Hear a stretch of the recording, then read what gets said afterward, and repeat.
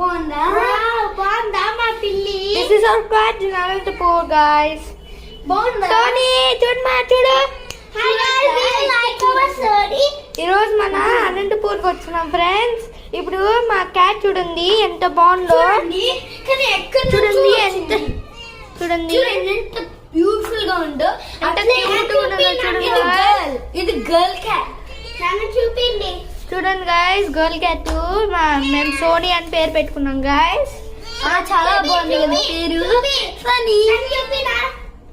చూడండి గైస్, ఇది హిత, ఇది లడ్డు, ఇది నేను గైస్. హాయ్.